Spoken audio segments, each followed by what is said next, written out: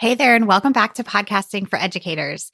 One of my goals this year is to connect with more of you who listen to this podcast. And so I recently sent out an email asking if anyone would like to come on the show and share about their experience with podcasting. I was so happy to get so many responses from you all, and today's episode is one result of that email. I have Theresa Hoover on the show, who co-hosts a podcast called Pass the Baton, Empowering Students in Music Education. Theresa and her co-host, Catherine Finch, are two music educators passionate about helping teachers transform their students from passive consumers to vibrant creatives. Each of their episodes amplifies the voices of music teachers who are already passing the baton and empowering their own music students. Inside this episode, you'll hear all about how Theresa and Catherine got started with their podcast after writing a book together. They also share about what it's like having a co-hosted show and how they distribute all of the podcasting duties. One of the things that Catherine and Theresa are focusing on is bringing in more listeners to their podcast. And so that's what the bulk of this episode is about. You'll hear me ask Theresa some questions about what they're currently doing, what's working, and then I'm going to offer her some suggestions of how they can bring in some new listeners, get some more ears and eyes on their podcast this year. This was a really fun episode to record, and I can't wait for you to hear it. So let's get started. Your podcast is a powerful tool that serves your audience and your business. But how do you manage it all, bring in new listeners, and convert those listeners into customers? That's what this show is all about. Welcome to Podcasting for Educators. I'm Sarah Whitaker, classroom teacher turned podcast manager, and I'm here to help you get the most out of your show, all while making an impact on other educators. Hello, Theresa. Welcome to the podcast. Thanks so much for being here. Hi, thanks for having me. This is so exciting. I know. It's always so fun. You know, we talk to people online, but being able to actually connect and see your face is so nice. So thanks again for being here. I am so excited. We're going to touch on a few different things. We're going to start out just by hearing a little bit about your experience, which is unique because you have a co-hosted podcast. So I always love to hear like the logistics behind that. So we'll get into some of that, and then we'll talk a little bit about things that are going well, things that have been a little bit challenging, and hopefully brainstorm some strategies that you can walk away with today. So to get started, can you just tell us a little bit about your podcast and why you and your co-host decided to start in the first place? So our podcast is called Pass the Baton, Empowering Students in Music Education. And the idea is my co-host, Catherine Finch, and I were both music teachers. We love working with music teachers. So we started this for music teachers. It really started actually back in 2019 when Catherine and I wrote a book on the same topic, same title. It was something we were really passionate about, this idea of giving students more ownership in music classes. We were starting to see that more in general education. We really wanted to help music teachers. So we wrote this book. It came out in 2020. And if you remember 2020, there was also a pandemic. Wasn't that a great time? Great time to release a book about teaching. But that's okay. We did it. And then we were actually getting some really great feedback about it. And we were trying to figure out how do we share stories of people who are really doing this thing? And we thought, let's start a podcast, because we were excited to hear from teachers who were giving their students ownership and who had found this way to really encourage the student voice in the music rooms. We thought this would be the perfect platform. We both loved podcasts. We were both working from home at the time and had lots of time. Yes. Well, we'll call it different time, maybe not lots of time. And we just thought we would start. And what's kind of funny is when we actually started, we started as a YouTube channel because we had it in our heads that would be easier than a podcast. Oh my gosh. I have no idea why What made you feel that way? I don't know. Podcasting just seemed scary. We're like, podcast. But YouTube, we're like, we can do YouTube. We make videos all the time. That's amazing, because I feel the opposite, which is why I'm not on YouTube yet. So I love that perspective. It's just How'd that funny work to out? think. Was it? I mean, it was fine. We did great. We recorded, so we would interview our guests on Zoom. Catherine's great with editing and movie creation and all that good stuff. So she would edit. I was in charge of the social media, and we called it a blog post, but really just show notes on the website. And it was great. And we did that for about probably 8 months. And then when it was coming around the time that the book was going to be out for a year, we're like, we should we should like do something to celebrate the book's birthday. And like, let's make it a podcast, you know? And then I took all those episodes. I did some research on what to do. And it was funny to us how simple it was. Right. Once we did it and once we realized like, oh, we can even upload the same video file into the podcast player and that works. Yes. But I mean, that's so common. Everybody feels that way, that like there's all this crazy tech involved. And then really, especially if you've already got a YouTube video, you've already done the hard part. Exactly.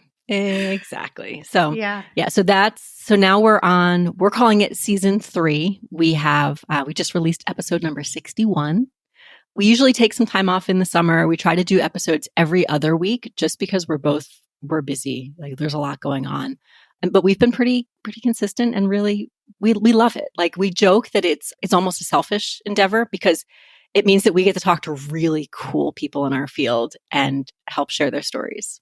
Yeah, that's such an unexpected benefit of podcasting, I think, is once you start doing those interviews, it's so fun to connect with people that you otherwise would not have the chance to do so. So I totally agree with you. And yeah, I had skimmed through and I saw that you all do about every other week, which is good to point out because while you're not doing weekly, you've been consistent with your release schedule, which I think is great. And it's something that you can keep up with. It's more manageable than doing it weekly. Yeah, we had to think about what was going to be manageable, what was going to be something that we could do consistently and not be stressed about and not, So I know a lot of people talk about weekly is better, but this is the best we can do. Right. Yeah. And I think that that's great to own that and to stick with that. Okay. How are you pointing your listeners to anything specific in your episodes besides your book? Like I saw that you all do coaching. I saw that you have some freebies. Tell us a little bit about that. Yep. We have our website. On the website, there are various resources that are usually just things that we've created that we give to people that can help them. We do offer coaching. We'll do like school district professional development things, conference presentations, stuff like that. But I feel like that's an area that we're still working on, right? We know what we want to do. We want to get like the word out to more music teachers. We want people to be thinking about this idea of student ownership in their classrooms. And we want to be sharing the stories of people who are doing it in fun, creative ways. But beyond that, we sometimes don't know exactly what else we're doing and how we're doing it, if that makes sense. Mm-hmm. Yeah, definitely. Yeah, things tend to just kind of like adapt along the way and you kind of have to learn which direction you want to go in. But I feel like your messaging is very clear, what your mission of your show is and of your book is very clear, which is like very important, step one. Yeah. And that's something we always try to keep in the back of our heads. Like no matter what we're doing, like, okay, how does this get down to like what we really want to accomplish? Right. Do you all share an email list? Yeah, we have an email list. Okay. So the episode releases on a Monday. The email goes out on a Tuesday. Okay. Our email list. Mm-hmm. Perfect. Okay. Tell us, before we get more into those details, because I am very curious, tell us a little bit about, since you're a co-hosted show, how do you split up all of the production piece? And even because are all of your episodes guest episodes? Almost all. Yeah. We've done a couple that are just the two of us. Okay. So even things like scheduling with the guests, like how do you distribute that? So Google is our friend. Yeah. Everything lives. We have a shared Google folder and, folders upon folders inside of there. So everything's in there. We have one document that's called list of potential guests, and it'll say like a guest's name. And then either there'll be a spot for either a link or just like stuff. So if one of us is at a conference and we hear someone, we're like, ooh, we just pop it in the document, things like that. So we have this running list that we share. We have a template, like a Google Doc template for interviews okay, I guess I'm getting ahead of myself. So usually one of us, whoever has kind of the connection with the guest, will reach out and schedule it. They schedule through a Calendly that I have set up that has both of our availability on it. And then when the Calendly goes out, they get a Zoom link. And then Catherine and I will kind of work together to make sure that we have questions prepared, like questions or talking points. That's in a Google Doc template. So all of it's there. Like the template has, episode, guest, date, the Zoom link, title. And then we have the spots that we just kind of fill in as we go. So we record the episode. As soon as it's done recording, then I start working on the graphics for it. I do that all in Canva. And then Catherine starts working on the editing. So she does all of the audio and video editing. She's good at it. She enjoys it. So I'm like, go ahead and take this, right? Yes. And then she gets all of that uploaded to YouTube. I do like I said, the Canva graphics. I've been using Descript to grab a transcript from the episodes. And then I use that. I'm sure people do this too. I use that transcript through AI, through ChatGPT to help me with my show notes, to help pull out like any kind of like social media content, things like that. So yeah, I use ChatGPT to help me with all those things. And then like I kind of I use that info to put together the web page like show notes. Yeah, that's awesome. So, I mean, it yeah, seems so like like a pretty fair split. Oh yeah, because I say my tasks are all like little things, and Catherine's got the editing, but I think it pretty much balances out. Yes. And I find that usually even people who are just a single host, if they're producing their own show, they love either editing or show notes. Like it's one or the other. They usually have one task that they dread doing every week. So I think it's nice that you all have split it up that way. Yeah. And I guess I should also add, Catherine also will do, when she does the editing, she'll find like a 1-minute preview clip that she'll make a reel out of. Awesome. So that's kind of part of her. Yeah, it's just so nice that you can I can really think through, okay, here are my tasks. I can do them all. It's not like I'm waiting for things or we're going back and forth and stepping on each other's toes. It works out really, really well. Yeah. And also probably having that every other week schedule is probably nice as well to have that buffer time. Do you do any kind of batching or are you usually kind of episode by episode? We try to bulk record as much as we can. Like we recorded a bunch over winter break. Yeah. We record a bunch over the summer. So we try to make it so that we're not like continually recording episodes. Yeah. Now, Catherine's a lot better at, this is like some of her strengths. We'll record the episode and she'll get that thing turned around and edit it pretty quick. Yeah. I'm more like, I'll get the other stuff done. So I'm the one who's like finishing up the show notes and all of that the weekend before it comes out. But that's just how we work. Yeah. And everything gets done. And yeah, exactly. Everything gets done. That's all that matters at the end of the day. Yeah. And so for your guests, are most of these guests a warm connection to you all? Where do you usually find most of your guests? Oh, all kinds of places. Social media, at conferences, listening to other podcasts. People sometimes will recommend, they'll say, oh, hey, you should really check out what this person's doing. Sometimes we do get people who approach us, and sometimes those are good fits. And sometimes we say, we really appreciate your work. We'd love to support you, but it's not a good fit for the podcast right now. Yes. And that's really important to hear. I've talked to podcasters because it can feel a little bit uncomfortable if you have somebody approach you and, you want to put out the best content that's the right fit for your listeners. Like at the end of the day, that's what matters. And it's okay to tell somebody, I don't know that this is the best fit at this time. Yeah, because, and we always try to say like, we're so excited to support you on social media. But yeah, I feel like that's something that we're both really particular about, just making sure that whoever the guest is really aligns with our values and like the mission of our podcast. Now, we touched a couple minutes ago on how great it's been to be able to connect with all of these different kinds of people through podcasting. What else has come out of podcasting so far for you all, whether it's from like a personal standpoint, business, that is going really well for you? Like how has this podcast paid off, I guess? That's such a good question. I have to think about it for a second. I mean, as I said, the people to me is the biggest thing. I absolutely love connecting with the guests. And I feel like when we finish an interview, you have a new friend and you have another person in your court, and it's just really wonderful. But then it's also been fun to connect with people who listen to the podcast and to hear from them, and just to see, getting little messages on social media like, oh my goodness, I listened to this episode and now I'm doing this, or now I'm so excited about blank. And so I think for me, it's the people, whether it's the guests or the listeners, and just in general, I love that. And feeling like we're doing something good for the field. Yes. No, it's the best feeling when somebody reaches out to you and says like, not only do I love listening, but I actually took what I learned on your show and have applied it. And you get to really see that like direct impact that you're making. Yeah, it's awesome. Yeah, it's the best.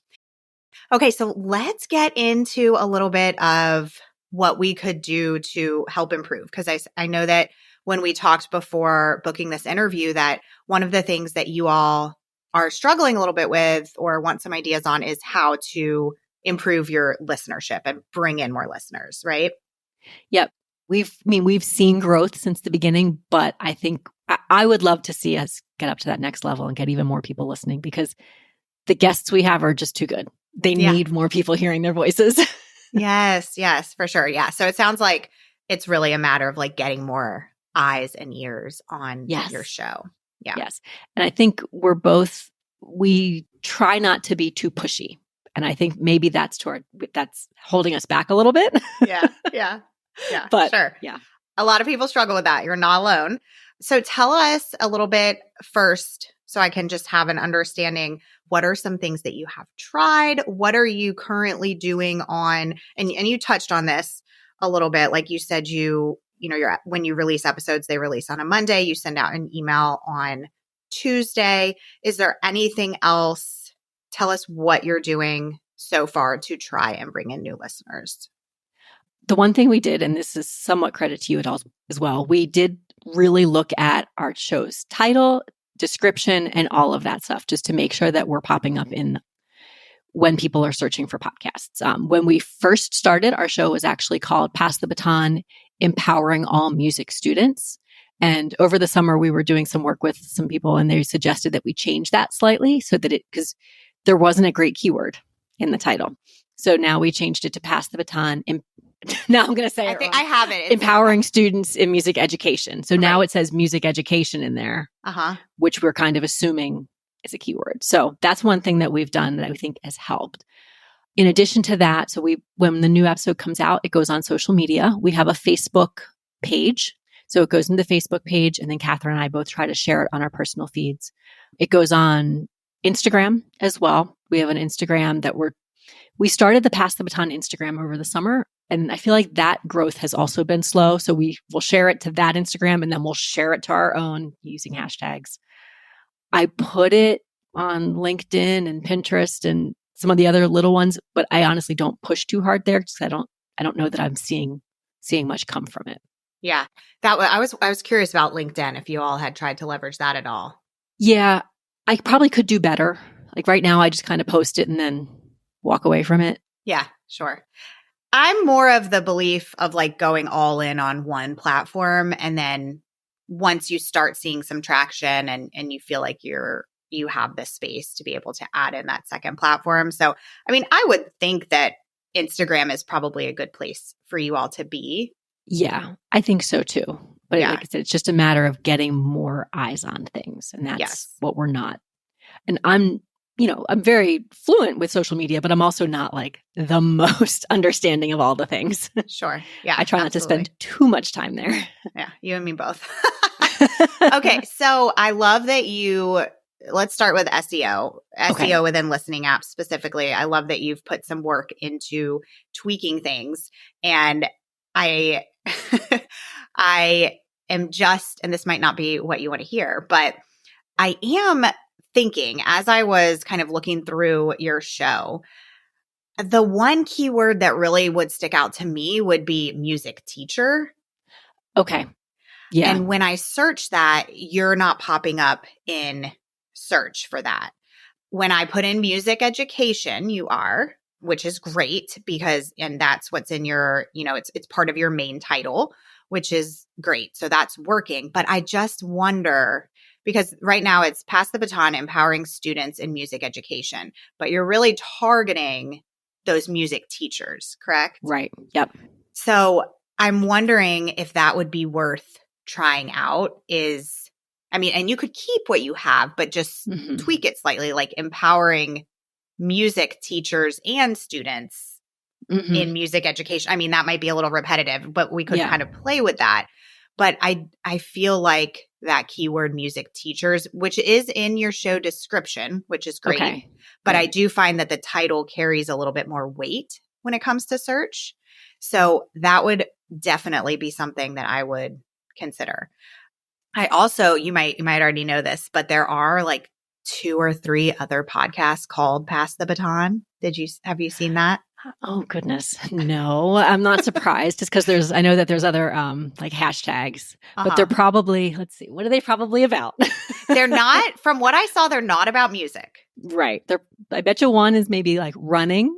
One, I do think that one was running. One was about like, I think it was like for women in like mid-age women. Oh, interesting. But it looks like, and this is what's frustrating about search is when I put in Pass the Baton, I want to say that maybe you were number 4 that came up, and the 3 that were, which is good, but the 3 that were ahead of you are not even active anymore. Oh, that's so frustrating. Yeah, which unfortunately they don't really factor that into this. I mean, in a sense they do, but not totally. Like inactive podcasts will still pop up. So, this is always hard because your book is called Pass the Baton. And I think that it's important to be cohesive with your business and with something as important as a book. So I don't necessarily know that you need to change the title, especially knowing that those other podcasts are not active, but I would try that music teacher keyword. Okay. I was just thinking, I wonder if we did something like Pass the Baton, empowering students in music education, comma,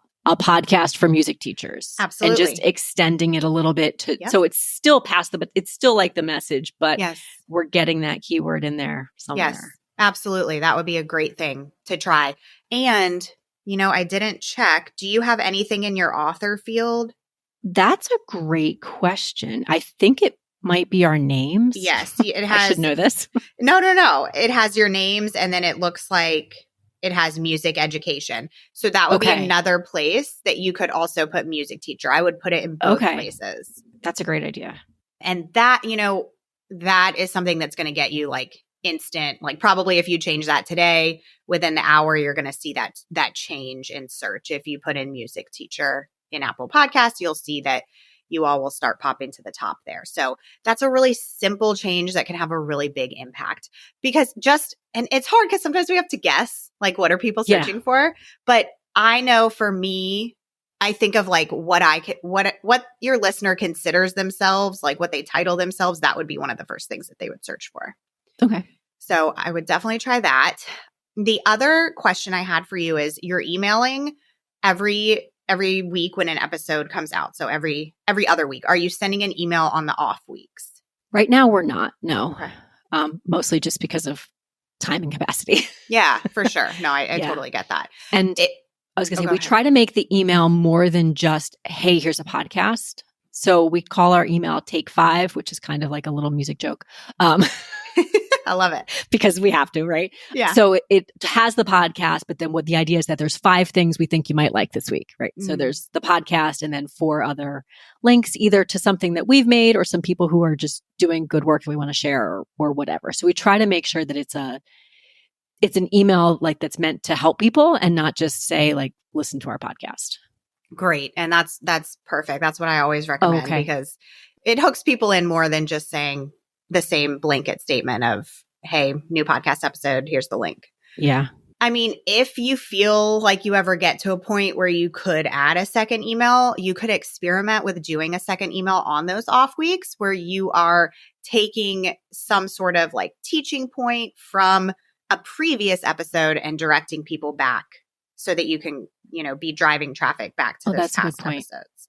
Do you have any feel of how many of your email subscribers listen to your podcast?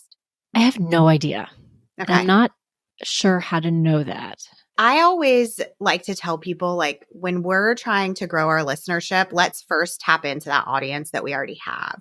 And so your email list is a really great place to start. And it's really interesting when we ask people on our email list, even though we feel like we're constantly talking about our podcast, they might actually have either no idea that you have a podcast, or there really are a lot of people out there still who don't know how to listen to podcasts. They're not familiar with them. They haven't entered that world yet. And so we really want to educate them about how easy it is to listen, especially for your audience of teachers, music teachers. So I would probably recommend sending out a survey of some sort to your email list. And I can send you an example when we get off of a survey that I've sent out before.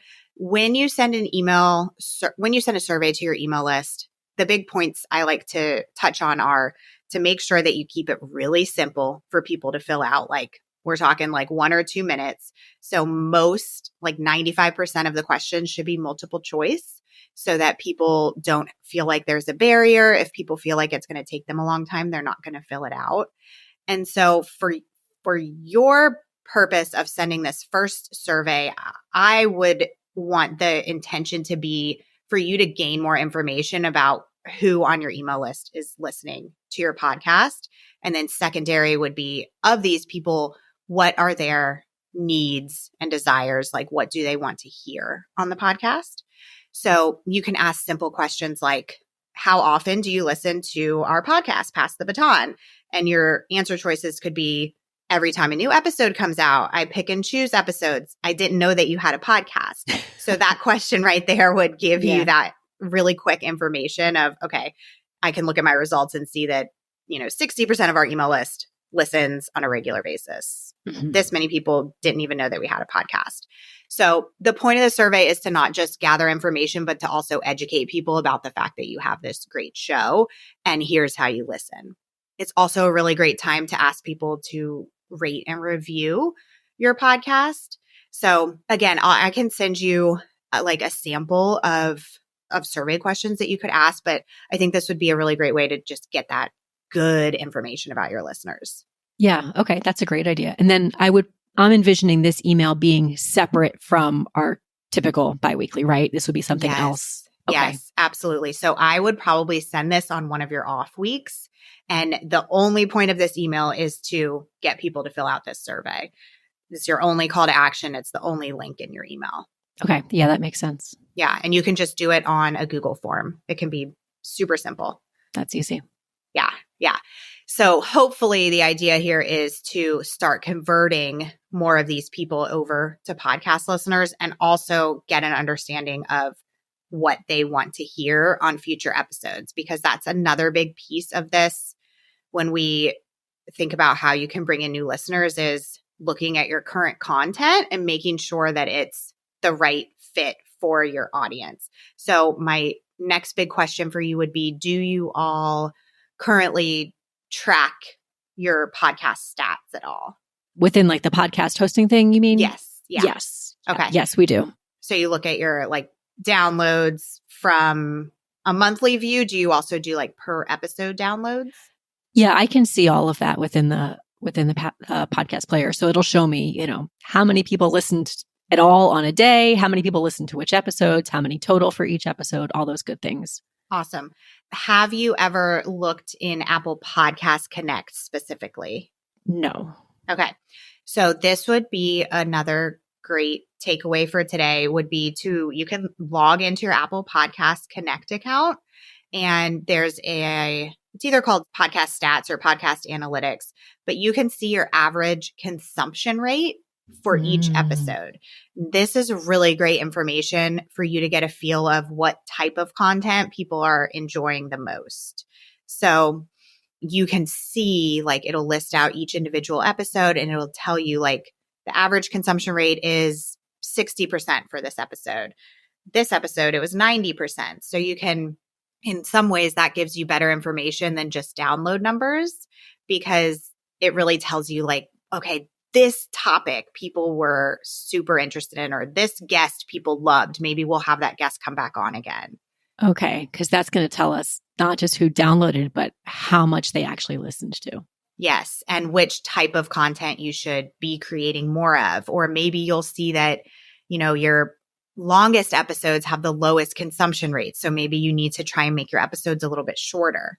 Yeah. Okay. That makes sense. That's a great tip. Thank you. Yeah. Because when we can do a quick audit on how our current content is doing, and we can think about ways to improve our current content, then that's going to, when we have content that people are super engaged with, they're going to be more likely to share it. And that's one great way to grow your listenership alone is word of mouth. Yeah. Okay. Awesome.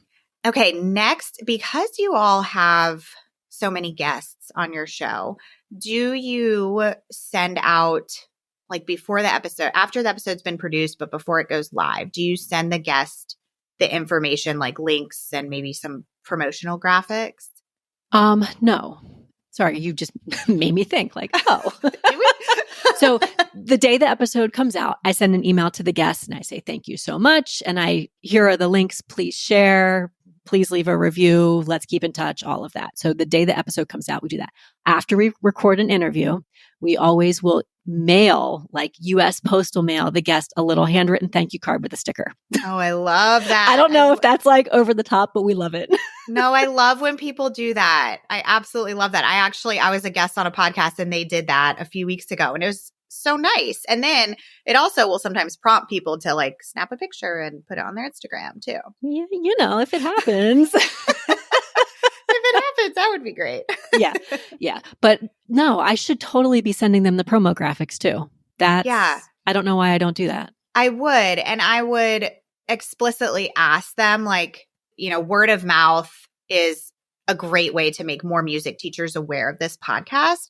We would love if you, and you know, it might vary on the type of guest you have. Like if it's a music teacher who doesn't have a business, then they're probably not going to have an email list. But if it's somebody that might have an email list, and even if it's not, anybody can put that graphic on their Facebook page and say, hey, look at this. And then their coworkers are going to see it. And that just has this trickle effect.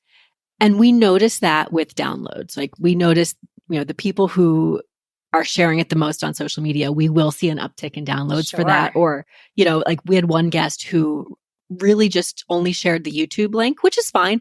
And we had a ton of YouTube views. And I was like, well, that's great because that means that people were listening and watching and enjoying, and it was neat.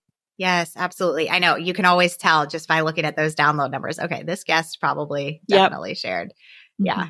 Awesome. Okay, so let's talk a little bit more about like other options for visibility. You know, the first thing I always like to suggest is guesting on other podcasts. So have you all done any of that? Yeah, some. We've done some together and we do some individually depending on, like, for example, my focus is band. Mm-hmm. Catherine's focus is elementary school general music. So if it's a band podcast, usually just me. Yeah.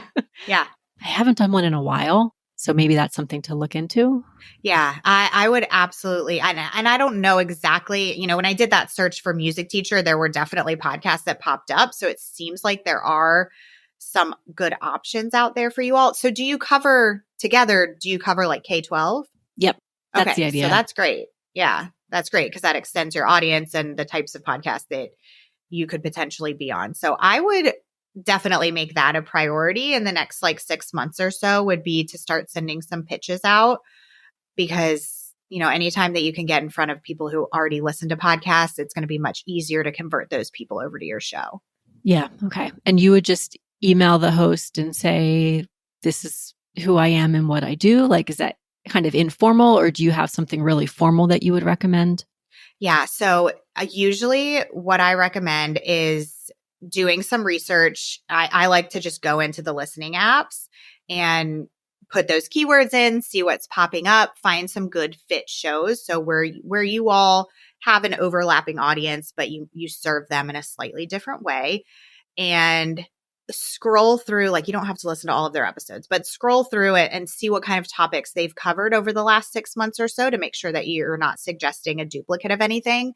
And when you email the podcast host, you want to have a specific topic in mind already to make it super easy for them. So, you know, by scrolling through their episodes that this topic would be a good one for their audience because X, Y, and Z. So you want to introduce yourself to the host and suggest this very specific topic. You can even list out some talking points for that topic so that the host is like, oh my gosh, this is awesome. This person, Theresa, knows that this is a good fit for my listeners. She knows who my listeners are. She's done the research. She knows that this would be a good fit. I don't even have to do any work to prep for this interview. She's done it all for me. So you want to just make it really easy for them and just let them know that you've done that research and that you want to bring value to their listeners. Okay. I can do that. I think it would be a good goal to maybe pitch like 3 to 5 podcast hosts in the next month, just because, you know, people's schedules are all different. Some people like to batch their episodes way ahead of time. Some people go week by week. So if you can find 3 to 5 good fit shows and reach out to them, then that should, you know, hopefully land you a couple of interview spots in the upcoming months. I like it. Now, you said that you do some PD, right? Mm-hmm. Some conferences or some trainings. Yes. Okay. So this, I think a lot of people listening, this would probably apply to you as well, because I know a lot of people in this audience do these PD trainings. Use that, and you might already be. Are you talking about your podcast at all when you do these trainings?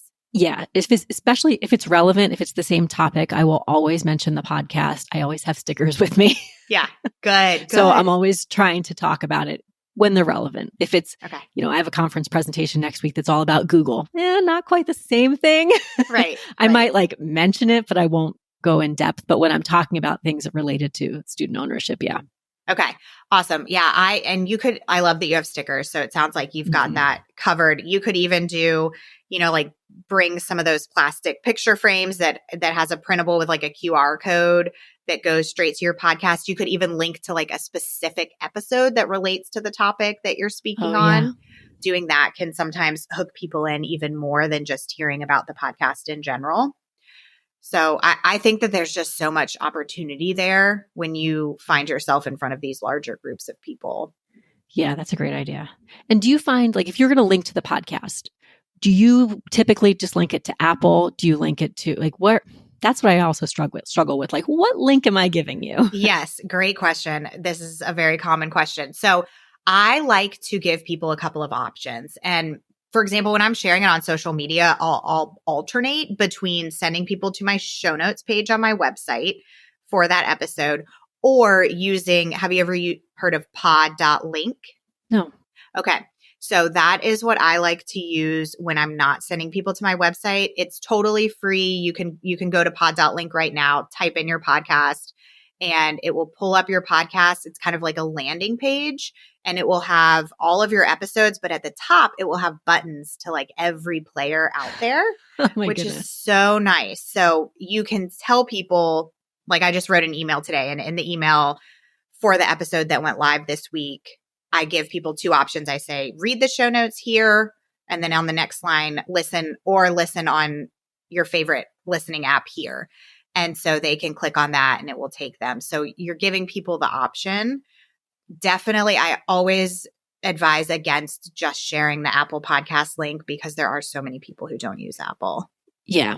I mean, I know or at least I can see from the analytics that the majority of our listeners do come from Apple, but I know we have people who like Spotify. I know we have people who, there's all kinds of different platforms that people use for different reasons. But I love that pod.link. Pod.link. Yep. Yes. And totally agree. The majority of your listeners will come from Apple, but the people who don't use Apple are very anti-Apple usually. Yes. Exactly. They have very strong opinions. So you definitely want to give people that choice. Spotify is becoming very popular with people. So yeah, pod.link is a great solution for that. And real quick, while we're on that topic, you guys are doing great with your show notes on your website. I looked at those. They look really wonderful. The only thing I would recommend is I noticed that you have the episode player kind of at the bottom of the page. I would put that at the very top of the post. And you could even have it in both places if you wanted. But I'm just thinking, like when I first came to the page, I didn't think that there was a player on there at first. Okay. So because anytime that you want to, if you're sending somebody to that post, you want them to see right away that they could kind of listen as they're skimming the show notes. Okay. That's easy. Yeah. Super easy. And like I said, you could have it in both places. I've seen people do that too. Mm-hmm. Okay. The other little thing that I wanted to ask about is, and I'm not super familiar because I don't know much about the book space, but because you all have written this book, I know that you wrote it before the podcast came out, but like on Amazon, in the description and in your bio, can you add your podcast to that? Probably. I'd have to look into it because I have an Amazon author page that I believe I have control over. Yeah. So I think at least if nothing else, the author page, I would be able to add it to. Yeah. I think the book itself, our publisher handles that. So I don't think, but that's another good idea to add it to the author page. Because that I don't know if that would show up on the thing, but it would be somewhere. It'd be another place for it. Yeah, I clicked when I looked at your book on Amazon, and I saw, right under the image of the book, it had both your picture and Catherine's picture, and you could click on the links, and then it had, information about each of you. So yeah, I would think that would be a good place just to cover your bases. Right. Just to get it in one more spot. Yes, exactly. Mm-hmm. Exactly. And anywhere like that you put the name of your podcast, I would make sure that you include that, kind of subtitle with it too. Mm-hmm. That's a good idea. Yeah. Yeah. Okay. And yeah, I mean, in our book, we definitely have the website link, which will, if you go there, it'll get you to the podcast. Yeah, absolutely. And I don't want to throw too many ideas at you today. So I'll do one more and then we can kind of recap here. But the only other thing that I really wanted to touch on would be, I saw that you all have some freebies, like I saw an exit ticket that you were promoting in your episodes. A good thing to do, and maybe you already are doing this, but when people sign up for that freebie, making sure that you have some sort of email sequence that they are going through and linking some podcast episodes in that email sequence. Mm-hmm. Is that something that you all have tried before? Yes, I've done this, but now that we're talking about it, I want to make sure that definitely is also attached to the exit ticket that you're talking about. Yeah. So, I mean, ours it's basic. Like I know some people will say, oh, you need a 7 to 12, whatever. I think ours is like maybe 3 emails that come. So let me make sure that it's attached to the exit ticket, because that would be really silly if it wasn't, but you never know. Yeah. And then you said linking specific episodes. Yeah. So I would either, like, if you have an episode that connects really well to the specific freebie, I would make sure that that's linked. But otherwise, I would choose an episode that is one of your like highest performing episodes, just to kind of show off your best stuff. Yep. Okay. That's a great idea. Yeah. Yeah. Because I know we've done like the welcome sequence when we, if we do a conference presentation and there's like a freebie kind of thing. Okay. So hopefully that gives you some good ideas. So just to kind of recap, we talked about trying out that music teacher keyword. Yep. In your title, as well as it's already in your description, but also keeping that in mind for future episode titles as well. Oh, good. Yeah. And you could you can always update titles too. Like if you have previous episodes that would be a good fit for, you can replace the title in your host. Also with titles, I would include your guest's name in your episode title, especially if they are somebody who might be like known in your space. Oh, okay. Yeah. Okay. I hadn't thought of that. Okay. So SEO, trying out, if you have the capacity, trying out that second email on your off weeks, but definitely starting by putting out an audience survey that you're going to send as a separate email with its own call to action there. Making sure that you're sending the deliverables to your guests before the episode airs. And then as far as more like direct visibility, aiming to pitch 3 to 5 podcasts for interview opportunities and seeing if you can kind of tune more into your podcast when you're doing those PD conferences. Yeah.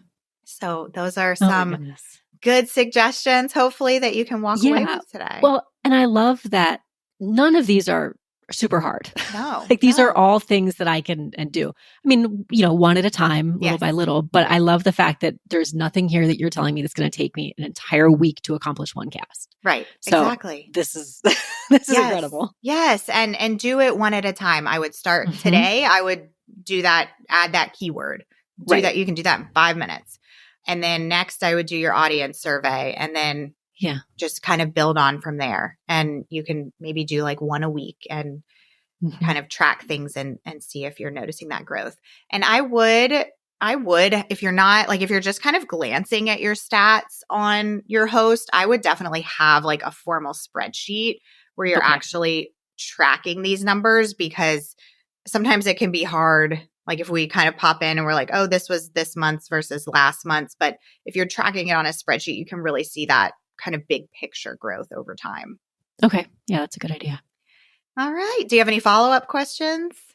Not right now, but you might get an email from me in a couple weeks. Feel free. Definitely. Awesome. Well, thank you so much for being here. Can you tell everybody where they can find you online after listening? Yeah, sure. So you can find me. I'm on Instagram. It's just at musical Theresa. You'll get to see all kinds of fun things, everything from music teacher stuff to pictures of my dog and hiking. Love it. Which, you got to have all that stuff. Yes. And then for the podcast, it's on Instagram is Pass the Baton Music Ed. Again, the podcast is called Pass the Baton, Empowering Students in Music Education, with the potential added subtitle of a podcast for music teachers. Jam it all in there. Yep. And then our website is passthebatonbook.com. Awesome. Well, Theresa, thank you again. This was a lot of fun. Yes, thank you. I really appreciate it. Thanks so much for listening to today's episode. To keep this conversation going, connect with me on Instagram at Podcasting for Educators. I'm always looking for an excuse to talk about podcasting. If you're looking for support in launching, managing, or growing your podcast, check out my online course, the Podcasting for Educators Prep School, at podcastingforeducators.com/prep school. I'll see you here next time.